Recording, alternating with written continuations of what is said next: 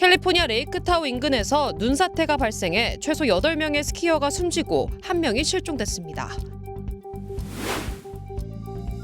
콜로라도주의 고속도로에서는 강력한 모래폭풍이 덮치면서 30중 연쇄 추돌 사고가 발생해 4명이 숨졌습니다.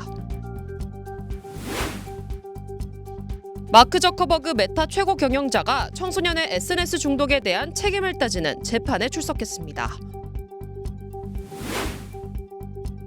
트럼프 행정부가 이란 당국자 등 18명의 비자 발급을 제재하기로 하자 이란은 러시아와의 연합훈련을 공개했습니다. We stand with accident victims during the hardest moments. Whether it's a car, truck, motorcycle, pedestrian, or rideshare accident, you deserve the best attorneys by your side. At DK Law, we're modern injury and accident lawyers who go all the way. We fight smart, we move fast, and we win big. At DK Law, when we take a case, we take it all the way. 여러분 안녕하십니까? 2월 18일 수요일 SBS 뉴스 시작합니다. 이란과 핵 협상을 벌이고 있는 트럼프 행정부가 이란 당국자 등 18명의 비자 발급을 제재하기로 했습니다. 중동에 항공모함을 전개한 데 이어 압박을 이어가고 있는데 이란은 러시아와의 연합훈련을 공개하는 등 양측 긴장감이 고조되고 있습니다. 첫 소식 이한석 특파원입니다. 미 국무부가 이란에 대한 신규 제재를 발표했습니다. 이란 관료와 통신 산업계 간부 18명을 비롯해 이들의 직계가족에 대한 비자를 제한하기로 했습니다. 국무부는 지난해 12월부터 올해 1월 사이 이란의 반정부 시위대에 대해 폭력과 탄압을 자행했다며 제재 이유를 설명했습니다. 특히 전례 없는 인터넷 차단으로 이란 국민을 세계로부터 단절시켰다고 비판했습니다. 미국은 지난 6일 오만에서 8개월 만에 이란과의 핵 협상을 재개했습니다. 하지만 양국의 이견이 커 최근까지 가시적인 합의를 도출하지 못한 상황입니다. 미국은 중동 해역에 2기의 항공모함을 비롯한 군사력을 확대 배치하는 등 각종 제재를 발표하며 이란에 대한 압박 수위를 높이고 있습니다. Iran would be very wise to make a deal with President Trump and with this administration. 이란은 현지 시간 19일 러시아와 연합 해상 군사 훈련을 하기로 했습니다. 이란 남부 해역에서 훈련이 예정돼 있는데 러시아군의 헬리콥터 모함이 이란 해군 사령부 기지에 정박해 있는 걸로 전해졌습니다. 이란 해군 측은 일방주의에 맞서 양국의 해양 협력을 강화하기 위한 훈련이라고 밝혔는데 미국의 군사적 압박에 대한 대응 성격이라는 점을 부각한 발언으로 해석됩니다. 트럼프 대통령은 오는 24일 미 의회에서 외교안보 정책 방향과 경제 성과를 설명하는 집권 2기 첫 국정연설에 나섭니다. 워싱턴에서 SBS 이한석입니다. 캘리포니아 레이크타우 인근에서 어제 눈사태가 발생해 최소 8명의 스키어가 숨지고 1명이 실종됐습니다. 눈사태는 어제 오후 2시 반쯤 레이크타우에서 북쪽으로 약 16km 떨어진 트러키 캐슬 피크에서 발생했습니다.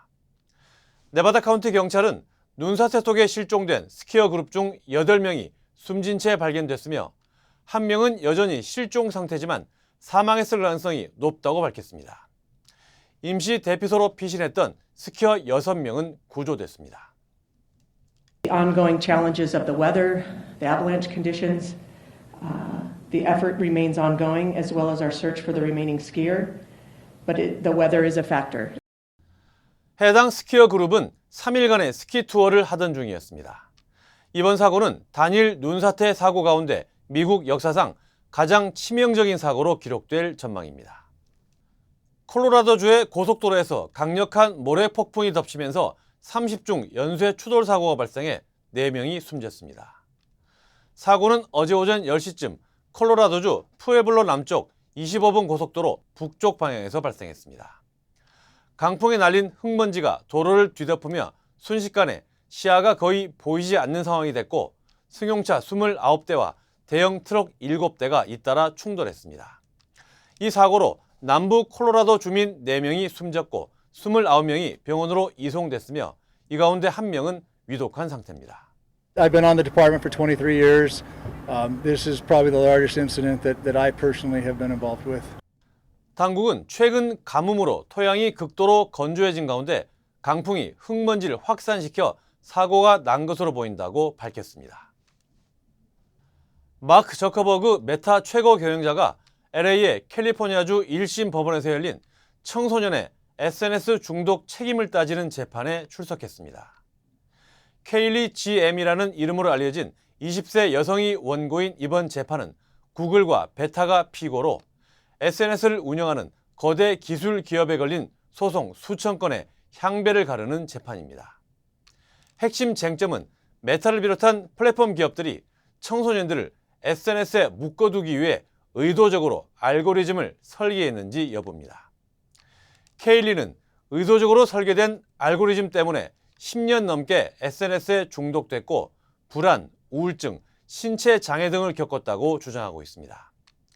반면 메타 측은 청소년들의 부정적인 정서 상태는 일반적으로 SNS가 아니라 부모나 현실의 삶이 원인이라고 맞서고 있습니다. 트럼프 대통령의 집권 2기 첫 국정연설이 오는 24일 열리는 가운데 다수의 민주당 의원들이 참석을 거부하거나 연설 도중 퇴장할 예정입니다. 연설에 불참하는 의원들은 국회의사당 인근에서 열리는 국민의 국정연설 집회에 참여할 계획입니다. Two options that are in front of us in our House is to either attend with silent defiance or to not attend and send a message to Donald Trump in that fashion. 집회 참석 예정인 민주당 의원은 매사추세츠의 에드 마키, 메릴랜드의 크리스 반 홀렌, 텍사스의 그레그 카사르 등 상하원 의원 12명입니다. 뉴저지주 프리홀드의 한 유치원 앞에서 SUV 차량이 돌진해 어머니와 두 아들이 다쳤습니다. 사고는 지난 13일 오후 3시쯤 유치원을 나서 차량으로 향하던 가족을 SUV 한 대가 들이받으면서 발생했습니다. 공개된 영상에는 어머니가 큰 아들을 붙잡고 피하려는 순간 회색 SUV가 덮치며 어머니와 둘째 아들이 바닥에 쓰러지는 장면이 담겼습니다. 둘째 아들은 다리 부상과 차량 하부의 열로 인한 화상을 입고 치료를 받고 있으며 어머니도 등과 목에 부상을 입었지만 생명엔 지장이 없습니다. 경찰은 운전자를 현장에서 체포해 음주운전 혐의로 기소했는데 문제의 운전자는 자녀를 데리러 온 학부모였습니다. 메릴랜드에서 6살 남자아이가 실수로 자신에게 총을 쏴 숨지는 사고가 발생했습니다. 몽고메리 경찰에 따르면 사건은 어제 오후 2시 45분쯤 집안에서 발생했으며 신고를 받고 출동한 구급대원이 심폐소생술을 실시했지만 아이는 현장에서 사망했습니다. 당시 집안에는 성인 1명이 있었지만 체포된 사람은 없습니다. 경찰은 사건을 우발적 사고로 보고 있으며 총기 소유자 등 관련 사항을 조사하고 있습니다. 휴스턴에서 애틀란타로 향하던 델타 항공 여객기가 기내 승객 난동으로 긴급 회항했습니다. 당국에 따르면 오늘 오전 휴스턴 하비 공항을 이륙한 델타 257편에서 한 승객이 조종실 접근을 시도해 기장이 비상 상황을 선언했습니다. 당시 기내에는 승객 85명과 승무원 5명이 탑승하고 있었습니다. 해당 승객은 다른 승객을 폭행하는 등 난동을 부리다 제압됐으며 항공기는 이륙 약 17분 만에 공항으로 돌아왔습니다. 델타 항공은 난동 행위에 대해 무관용 원칙을 적용하겠다고 밝혔습니다. 텍사스주 휴스턴 지역의 한 재활용 공장에서 대형 화재가 발생했습니다. 데이턴 소방당국에 따르면 화재는 어제 저녁 6시 반쯤 시작됐으며 오후 9시쯤 주민들에게 실내 대피 명령까지 내려졌습니다. 불은 세탁기와 페인트통 등 폐기물에서 시작된 것으로 전해졌습니다. 대피 명령은 오늘 오전 6시 40분쯤 해제됐지만 대기질 우려로 인해 당국은 주민들에게 문과 창문을 닫아둘 것을 권고했습니다.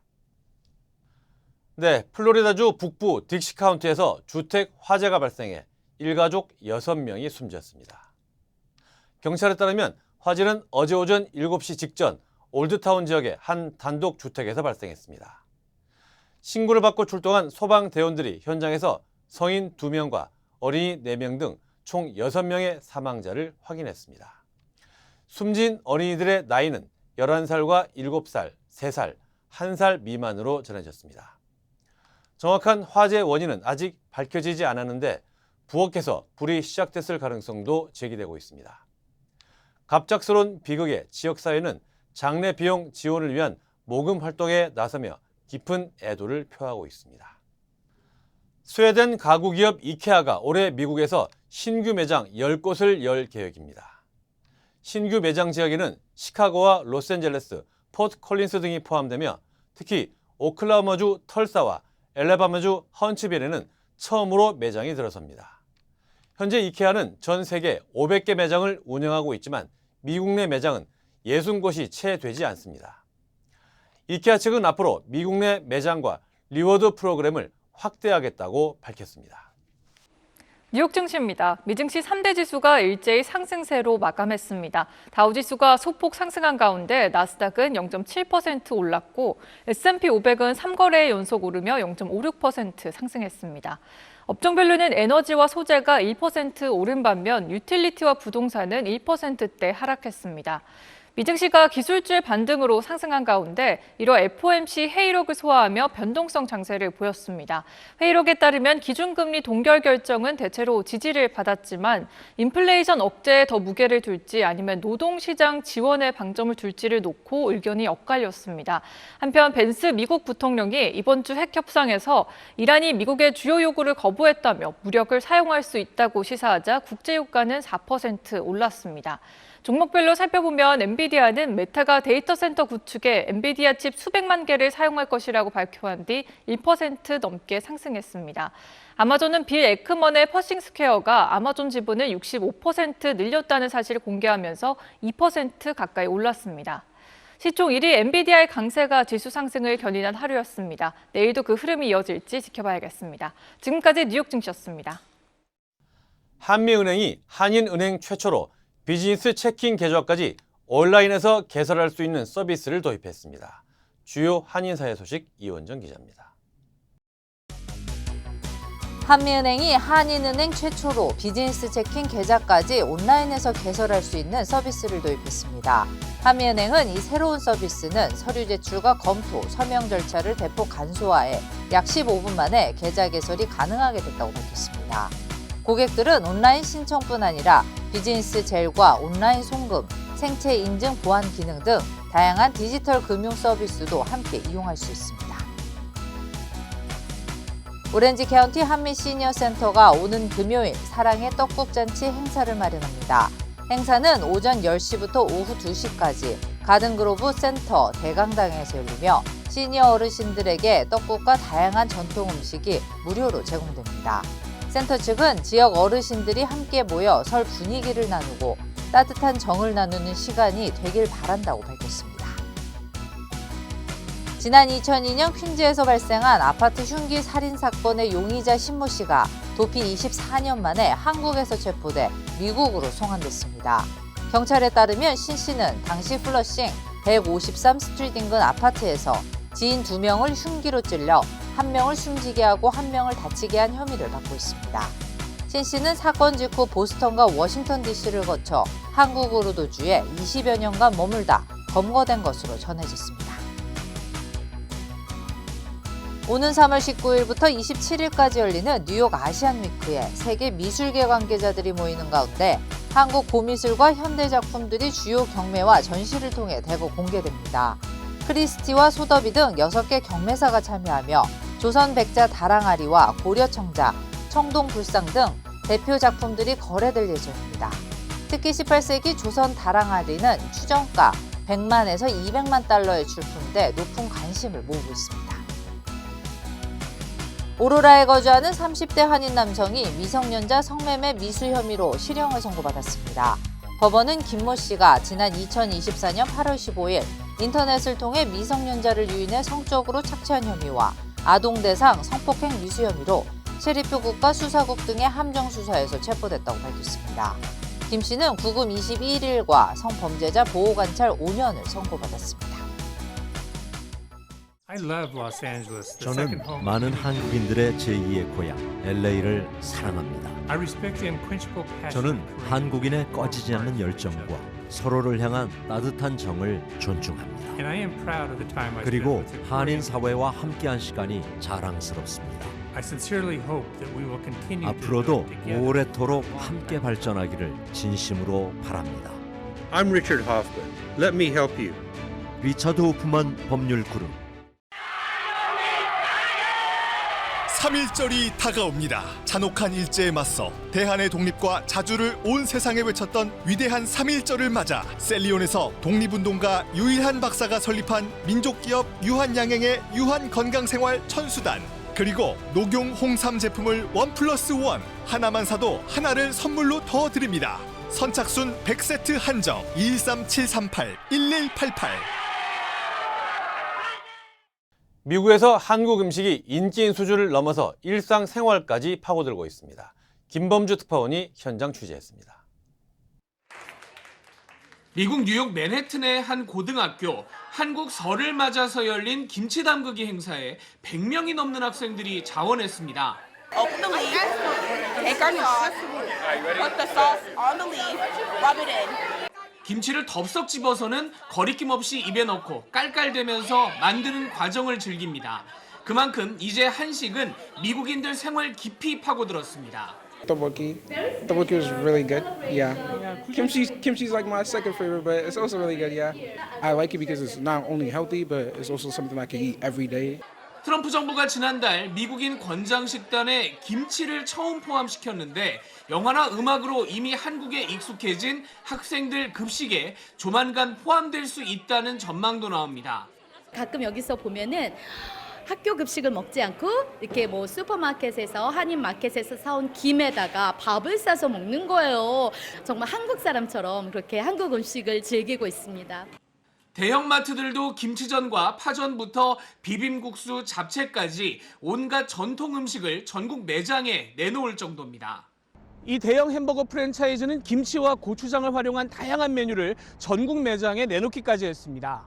So we have our K-Shack fried chicken sandwich with our kimchi slaw, our spicy K-Shack spicy caramel shake.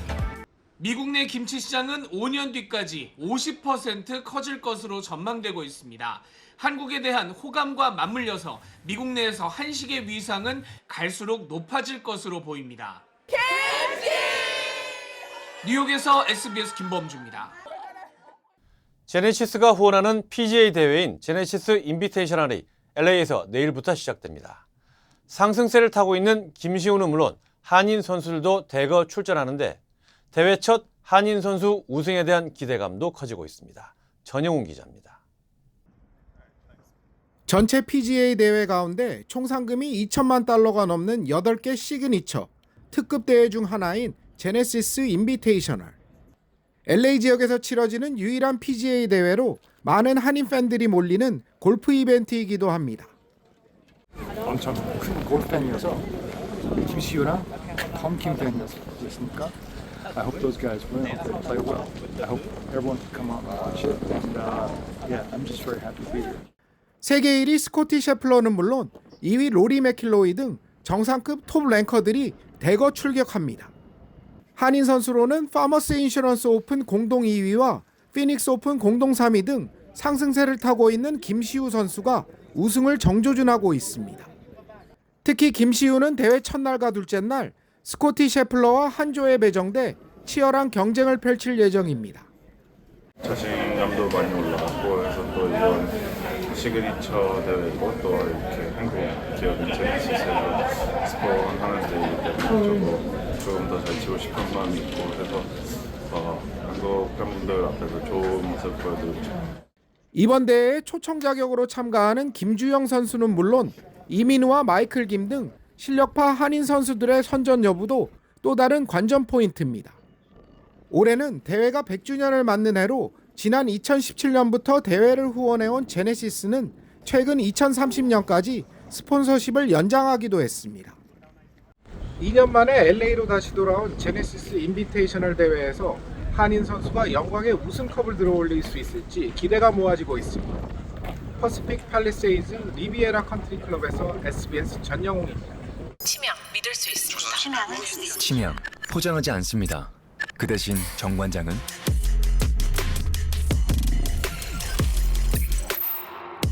증명합니다. 과학적으로 정관장. 어제 속보로 전해드린 소식 자세히 전합니다.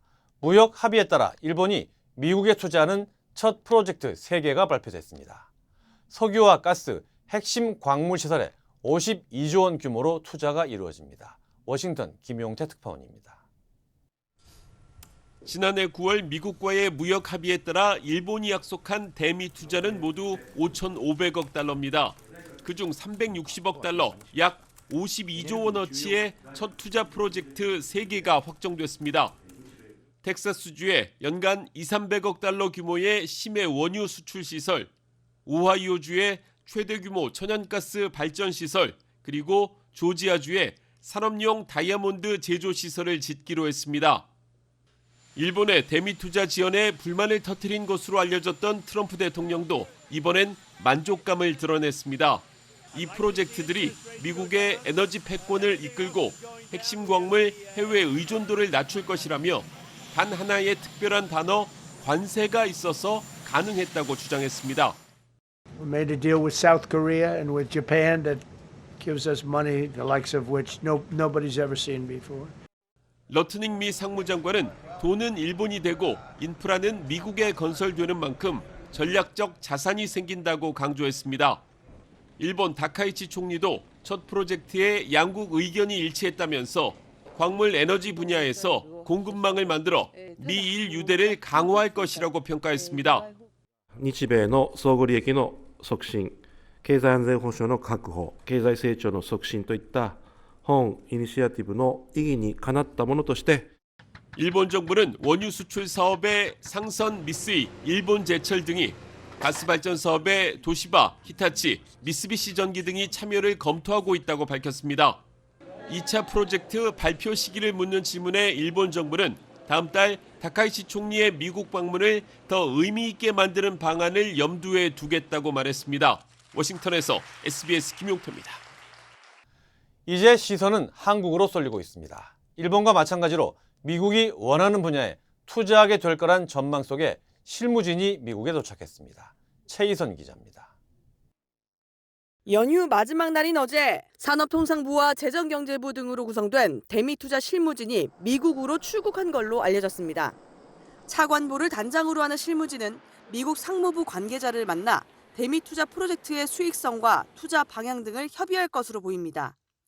한미 양국의 검토 대상에는 루이지애나 액화 천연가스 프로젝트가 포함된 것으로 전해집니다.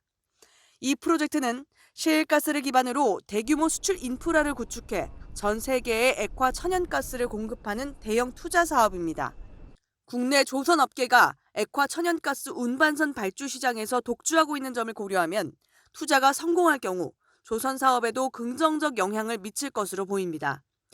AI 산업 확산으로 가파르게 늘어나는 전력 수요를 감당할 원전 건설과 텍사스와 루이지애나를 중심으로 한 석유화학 플랜트 사업도 함께 검토될 것으로 알려졌습니다. 정치적으로 필요한 주에 보내려고 할 가능성이 커요. 장소는 트럼프한테 주되 그 주 안에서 무엇을 하겠느냐는 우리가 조절력이 좀 있을지 몰라요. 미국은 관세 인상을 예고한 이후에도 관보 개제를 하지 않은 채 압박을 이어가고 있습니다. 우리 정부는 한시 조직인 한미 전략적 투자 양해각서 이행위원회를 통해 충분한 투자금 회수가 보장되도록 예비 검토를 진행하고 있습니다. 빠르면 이달 말쯤 국회에서 대미투자 특별법이 통과되면 이행위원회 검토 결과를 넘겨 신속한 자금 집행이 되도록 한다는 계획입니다. 그러나 궁극적 투자처 결정권은 미국 정부에 있는 구조여서 미국의 이해관계가 반영된 분야에서 투자가 결정될 거란 관측입니다. SBS 최희선입니다. 내라를 주도한 혐의로 사형이 구형된 윤석열 전 대통령에 대한 1심 판결이 오늘 나옵니다. 선고 전 과정이 생중계됩니다. 김지욱 기자입니다.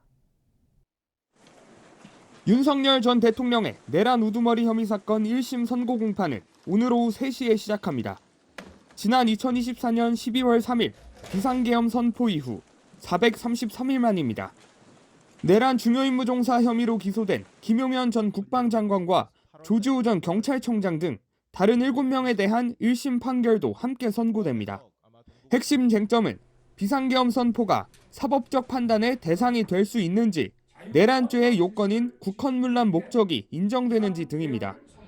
특검은 비상계엄이 내란의 수단으로 이용될 경우 사법적 판단이 가능하다는 판례가 확립돼 있고 국회에 군을 투입하고 정치인 체포를 시도한 점 등에 비춰볼 때 헌법기관의 권능 행사를 불가능하게 하거나 법률 기능을 소멸시키려고 한 국헌 문란 목적이 인정된다고 밝혔습니다. 우리 헌정사에서 전례를 찾기 어려운 반국가 세력에 의한 중대한 헌법 질서 파괴 사건이라 할 것입니다.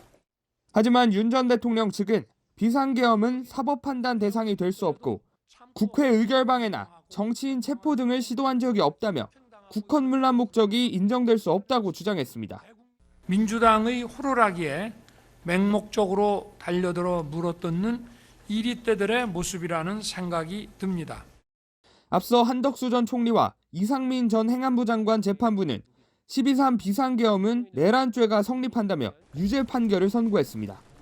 오늘 윤 전 대통령에게도 유죄가 선고된다면 정상 참작 감경 없이 내란 우두머리죄의 법정형인 사형 또는 무기징역이 선고될 가능성이 높습니다. 과거 12.12 군사반란 등과 관련해 내란 수괴 등 혐의로 기소됐던 전두환 씨는 1심에서 사형을 선고받았는데 2심에서 무기징역으로 감형됐고 이후 대법원에서 확정됐습니다. SBS 김지욱입니다. 북한에 대한 무인기 침투 사건과 관련해 정동영 통일부 장관이 북한에 공식 유감을 표명했습니다.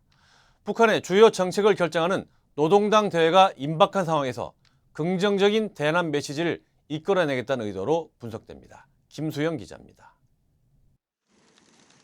정동영 통일장관은 기자 브리핑을 통해 북한의 윤석열 정부 군 드론 작전 사령부가 무인기를 보낸 사건과 현 정부 들어 민간인들이 무인기를 날려보낸 사건은 위험천만한 행위라면서 두 사건에 대해 유감을 표명했습니다. 정부는 매우 엄중하게 인식하고 있으며 북측에 대해 공식적인 유감을 표하는 바입니다. 정 장관은 유감 표명이 안보관계 장관 간담회에서 결정됐다며 정부의 공식 입장이라고 설명했습니다. 또 현재 조사받고 있는 민간인 3명이 북한의 무인기를 날려보낸 횟수는 기존에 알려진 2번이 아닌 4번이라고 공개하기도 했습니다. 지난해 9월과 올해 1월에 민간이 날린 무인기의 경우 북한 주장처럼 북한 땅에 추락했고 지난해 11월에도 2차례 비행이 있었으며 당시엔 추락하지 않고 돌아왔던 사실이 군경의 합동조사에서 확인됐다고도 밝혔습니다. 정 장관은 재발방지 대책으로 비행금지 구역 설정 등 9.19 남북 군사합의의 선제적 복원을 들었는데 이런 입장 표명은 북한의 9차 노동당 대회가 임박한 상황을 고려한 걸로 분석됩니다. 북한의 앞으로 5년간 대내외 정책 방향을 정하는 당 대회에서 부정적인 대남 메시지가 나오는 걸 최소화하겠다는 뜻도 담긴 걸로 보입니다. 되돌이킬 수 없을 정도의 국가 대 국가 관계로 가는 것을 최대한 막아보자. 절박함과 다급함을 일정 부분 좀 담고 있는 것 같고. 다만 북한이 적대적 두 국가론을 천명하고 대남기구도 대부분 없앤 터라 당장 남북관계 개선에 나설 가능성은 크지 않다는 관측이 지배적입니다. SBS 김수영입니다. Call DK Law. DK Law, how can I help you? Crazy accident. They cut me off and then cut my car in half. I think you need to go to the hospital. Oh. DK Law will be there for everything you need. Oh, that's nice. DK Law goes all the way. We're modern injury and accident lawyers who go all the way. We fight smart, we move fast, and we win big. Because at DK Law, when we take a case, we take it all the way. 조금 전 들어온 소식입니다. 김여정 북한 노동당 부부장이 정동영 장관의 입장 표명에 대해 높이 평가한다는 내용의 담화를 발표했다고 조선중앙통신이 보도했습니다. 김여정은 그러면서 남북 국경 전반에 대한 경계 강화 조치를 취하게 될 것이라면서 남한을 향해 적국이라는 표현을 사용했습니다. 또 주권 침해 행위가 재발하면 끔찍한 사태에 직면하게 될 거라고 경고했습니다.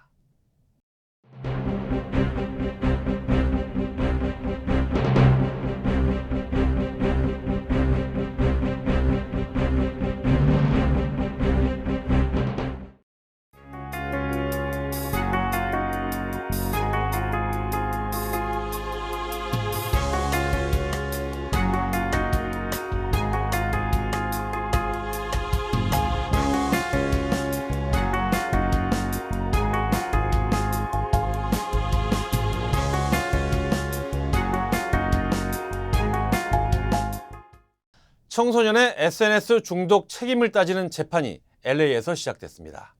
이 소송 결과에 따라 엄청난 파장이 예상되는데 재판부가 어떤 결정을 내릴지 주목됩니다. 수요일 SBS 뉴스 마칩니다. 저희는 내일 다시 찾아오겠습니다. 감사합니다.